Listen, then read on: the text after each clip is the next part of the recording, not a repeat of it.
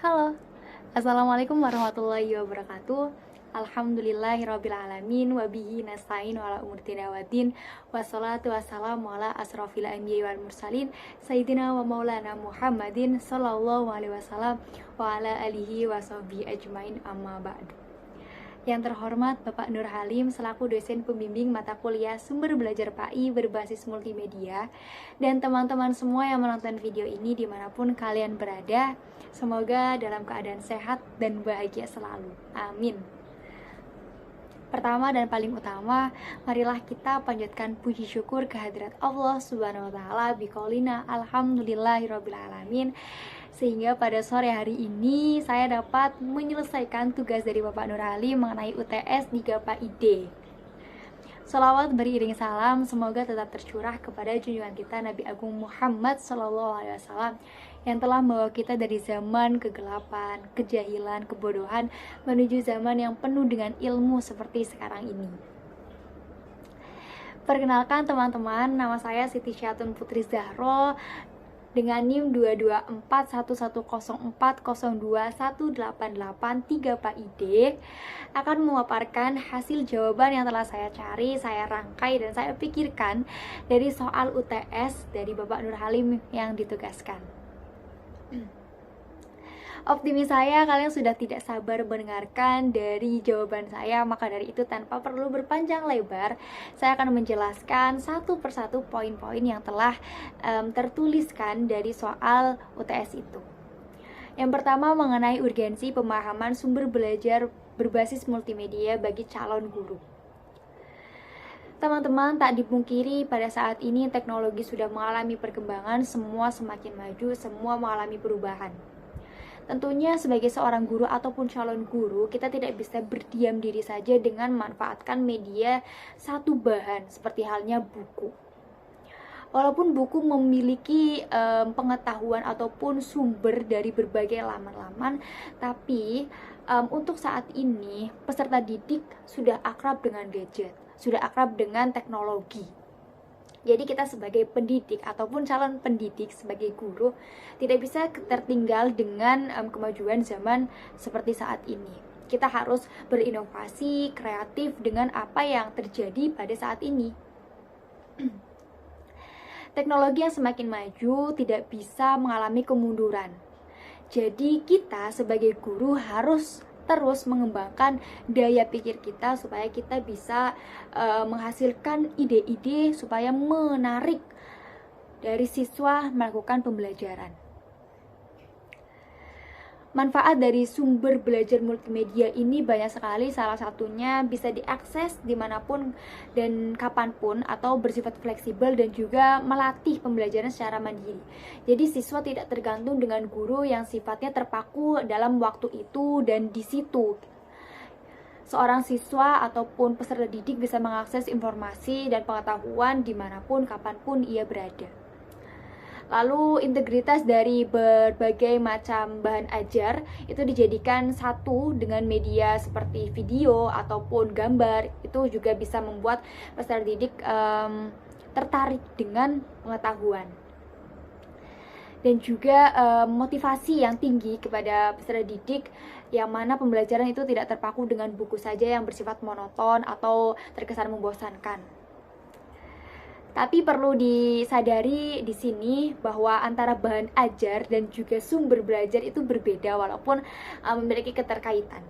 Sumber belajar ini bisa dari buku ataupun dari guru. Tapi bahan ajar ini merupakan proses penggabungan dari gambar bergerak ataupun gambar diam. Gambar bergerak itu seperti video, terus audio, teks, dan juga media lain yang dijadikan menjadi satu supaya tercapainya suatu proses pembelajaran yang dituju sesuai dengan kurikulum ataupun RPP yang memang guru telah rancang gitu.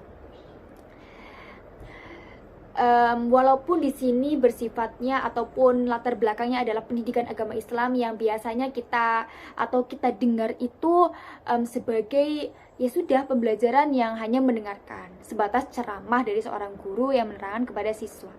Tapi berkembangnya zaman, kita jangan sampai hanya terus-terusan ada atau stuck di situ. Karena penelitian itu mengatakan bahwa peserta didik ataupun orang dapat mengingat apabila 10% dari ia membaca, 20% dari ia mendengar, 30% dari ia melihat, 50% dari ia mendengar dan juga melihat, 70% dari ia mengatakan, dan 90% dari ia mengatakan dan juga melakukannya. Yang mana dari proses ataupun sumber belajar yang menunjukkan bahwa pembelajaran itu bersifat bergerak seperti video itu bisa membuat siswa itu lebih mengingatnya itu lebih tinggi dibanding ia dengan membacanya saja gitu. Sumber belajar ini pun harus dikembangkan. Seperti halnya teknologi yang semakin maju, jadi sumber belajar ini juga harus mengalami kemajuan. Jangan sampai ya sudah dalam video saja. Dan untuk mengembangkan multimedia ini memiliki beberapa langkah, seperti yang pertama itu analisis, yang kedua desain, yang ketiga pengembangan, keempat itu implementasi, kelima penilaian. Analisis di sini kita mengetahui nih apa yang memang dibutuhkan oleh para siswa pada saat ini gitu. Terus desain, kita mendesain bahan ataupun metode seperti apa yang untuk disampaikan kepada para mahasiswa ataupun para siswa peserta didik dari berbagai kalangan yang memang nanti akan diajarkan gitu. Terus yang ketiga itu pengembangan dari desain itu kita kembangkan, seperti kita memiliki metode seperti ini nih, nanti kita tambahkan dengan alat ataupun bahan supaya mendukung dari desain itu gitu. Yang keempat implementasi, itu adalah proses dari kita melakukan desain itu, kita melakukan dari pengembangan itu. Dan yang kelima itu penilaian, supaya kita mengetahui sejauh mana ataupun kelemahan dan kelebihan dari metode itu gitu. Itu merupakan langkah dari pengembangan multimedia. Lalu teman-teman semua dari guru PAI ini, menjadi guru PAI ini jangan sampai dipandang sebelah mata dengan kekurang update-nya teknologi. Jadi walaupun seperti kesannya PAI ini bersifatnya hanya metode pembelajarannya menggunakan konvensional ataupun masih tradisional gitu, seperti praktik ibadah, lalu menghafal, itu kita perlu kembangkan lagi gitu. Jadi memang pengembangan multimedia untuk pembelajaran PAI bagi para guru itu sangat diperlukan, sangat dibutuhkan, dan sangat penting untuk terus berada dalam perkembangan teknologi yang terjadi pada saat ini. Lalu soal nomor 2 yaitu mengenai teori-teori dari psikologi pendidikan mengenai kaitannya dengan urgensi multimedia, pembelajaran multimedia. Teori ini berupa behavioristik, kognitif, konstruktivis, humanistik.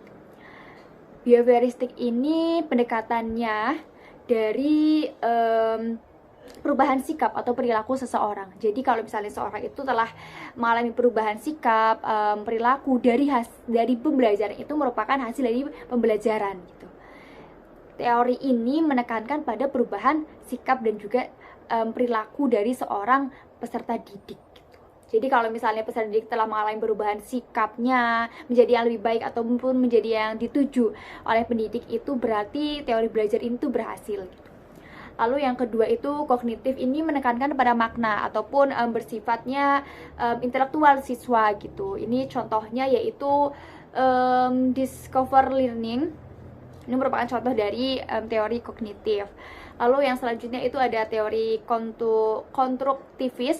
Ini contohnya yaitu problem based learning. Jadi hasil belajar itu dikatakan berhasil apabila seorang itu mengalami konstruksi ataupun perubahan dalam dirinya. Jadi para ilmuwan mengatakan dari teori ini pengetahuan itu sifatnya itu non objektif, sifatnya itu berubah, tidak tetap, dan temporer gitu. Lalu yang keempat yaitu teori humanistik. Humanistik ini dikatakan sebagai psikolog kemanusiaan. Jadi seorang berhasil dalam pembelajaran apabila ia telah mengetahui tentang manusia gitu, tentang mengetahui tentang individu dan juga kelompoknya. Ini contohnya yaitu inquiry on personal models, itu contoh dari humanistik. Jadi humanistik ini terpaku atau pendekatannya dari kemanusiaan itu sendiri. Lalu soal nomor 3 yaitu aplikasi-aplikasi yang mendukung dari proses pembelajaran PAI berbasis multimedia.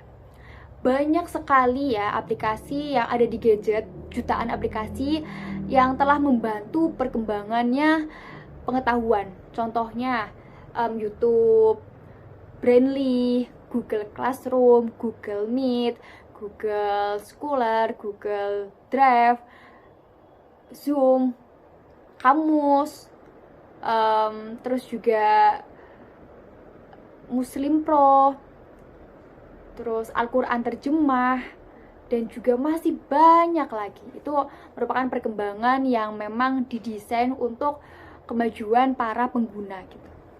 Contohnya ini di dalam soal ini dimintai juga keunggulan dan juga kelemahannya. Keunggulan dari YouTube tadi ya. YouTube ini memuat konten banyak sekali. Jadi kalau kita mencari suatu informasi itu tidak hanya muncul satu, tapi banyak. Jadi kita bisa memilihnya gitu. Kita bisa memilih yang sesuai dengan diri kita gitu. Lalu YouTube ini pun bisa sebagai ladang penghasilan bagi para konten kreator YouTube. Terus juga terdapat subtitlenya, terus bisa live streaming di situ, dan juga YouTube ini bisa disimpan, di-download, bisa menghasilkan informasi-informasi yang banyak, yang beragam gitu. Tapi setiap dari aplikasi itu memiliki kelemahan dan kelemahan dan juga keunggulan. Sama halnya manusia yang membuat gitu, mempunyai kelemahan dan kekurangan, kelemahan dan keunggulan gitu. Kelemahan dari YouTube ini tuh pada hak cipta ya. Hak cipta ini bisa disalahgunakan oleh orang-orang yang tidak bertanggung jawab. Terus juga dari pemakaiannya yang bisa membuat produktivitas seorang itu mengalami menurun, karena bahasanya itu YouTube itu membuat kita tuh terus-terusan ada di dalam YouTube, jadi kita tuh nggak melakukan aktivitas-aktivitas lain gitu, karena kita saking serunya nih di YouTube itu mengurangi produktivitas manusia kan. Terus juga dari konten-konten yang mungkin salah atau informasi yang salah yang bersifat hoax itu bisa saja terjadi, dan juga anak-anak yang berusia mungkin belum sepatutnya menonton tontonan yang kurang baik, tontonan yang memang tidak ada batasan umurnya gitu. Jadi perlu berhati-hati di dalam YouTube juga, karena tidak dicari pun kadang-kadang muncul gitu. Lalu aplikasi selanjutnya itu misalnya Kahoot ya. Kahoot ini merupakan aplikasi kuis ataupun ya pengembangan pembelajaran gitu. Kelebihannya ini Kahoot bisa menarik gitu, menarik para siswa untuk aktif belajar, karena dengan Kahoot ini kan dibatasi waktu ya. Jadi kita tuh kayak seneng aja mengerjakan soal yang mana kita itu terpaku dengan waktu. Jadi kita tuh cepet dilatih untuk berpikir cepat gitu. Lalu juga Kahoot ini melatih psikomotorik dari seorang siswa dengan aplikasi ini, dan juga aplikasi ini bisa membuat daya ketertarikan siswa itu lebih tinggi. Tapi kekurangannya juga bisa dari guru ataupun peserta didik ya. Guru ini kadang-kadang tuh kurang update dengan teknologi. Terus juga guru itu memiliki waktu kurang, sehingga guru tidak memiliki waktu untuk mengakses ataupun mencari ide mengenai pembelajaran lewat Kahoot ini gitu. Jadi guru kadang-kadang cari simpelnya, ya udah nonton YouTube, ya udah saya menjelaskan menerangkan dengan ceramah gitu, dengan model diskusi. Padahal Kahoot ini juga memiliki ya kebermanfaatan, tapi karena pengaksesan dari seorang pendidik atau dari seorang guru itu ya perlu mendesain gitu. Terus juga fasilitas sekolah mungkin yang kurang memadai membuat siswa itu kurang gitu. Dan juga seorang siswa ini bisa membuka hal lain kalau misalnya lagi disuruh membuka link Kahoot ini gitu. Itu kekurangannya. Lalu yang selanjutnya itu contohnya Google Classroom ya. Teman-teman di sini pasti sudah biasa menggunakan Google Classroom untuk mengirimkan tugas. Jadi kelebihannya itu mengelola tugas dengan baik. Terus juga pendidik dalam menge-share informasi itu kita bisa mengetahuinya dengan cepat dan juga kita bisa membacanya dengan lebih gampang ya, karena kita tinggal klik gitu. Terus juga kita tahu nih apa aja yang masih menjadi tanggungan ataupun apa yang belum kita kerjakan. Terus di situ juga ada tenggat waktunya ataupun deadline-nya. Terus juga file itu bisa disimpan secara langsung ke Google Drive gitu. Tapi kekurangannya ini apabila Google Drive mengalami penuh, maka file ini bisa error. Lalu juga Google Classroom ini sifatnya itu kayak masih biasa banget ya teman-teman, kayak laman dari halamannya tuh kayak ya udah sederhana aja. Jadi itu kayak kurang menarik bagi para siswa, apalagi yang siswa tuh kayak rasa ya udah itu tuh Google Classroom kayak gitu aja gitu, kayak tugasnya itu cuma buat ngirim jawaban gitu. Jadi mungkin perlunya pengembangan dari Google Classroom supaya menarik para siswa untuk membuka itu gitu.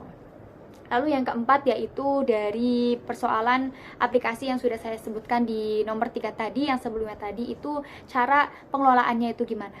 Contohnya saya ambil Kahoot itu ya tadi, yang sudah saya jelaskan mengenai kekurangan dan juga kelebihannya.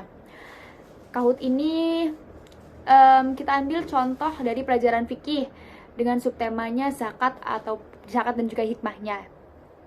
Kahoot ini bisa diakses oleh semua siswa yang berada di dalam satu ruangan itu. Kita tuh memerlukan laptop dan juga proyektor. Laptop itu buat sebagai pendeteksi siapa saja yang sudah masuk ke dalam link Kahoot itu. Kahoot itu bisa diakses apabila link telah dimasukkan dengan waktu yang memang telah ditentukan juga. Nanti para siswa bisa mengakses dengan soal yang telah disediakan dengan berbagai slide, nanti dikerjakan dengan waktu yang telah ditentukan. Dan juga guru atau pendidik itu bisa mengecek dengan siapa yang mengirim duluan, siapa yang benar, siapa yang salah, seperti itu. Dan tentunya Kahoot ini sangat menarik ya bagi siswa, karena sekali lagi juga desain dari Kahoot ini bagus-bagus, lucu, unik, tapi tergantung si pendesain itu juga gitu. Lalu juga dari Kahoot ini kita bisa berpikir cepat, kita bisa melakukan pembelajaran yang mana itu mengasihkan, karena kita terpapar ya bahasanya, dengan handphone yang kita pegang dan kita fokus dengan soal itu. Itu contoh dari pengelolaan Kahoot sendiri gitu. Dan juga perlu diketahui bahwa pengelola Kahoot ini juga harus mendesain secara bagus supaya para peserta didik itu tertarik dan juga senang apabila dalam mengerjakan soal Kahoot ini sebagai pengembangan pembelajarannya. Begitu yang bisa saya sampaikan mengenai 4 soal dan juga jawabannya. Kurang lebihnya saya mohon maaf.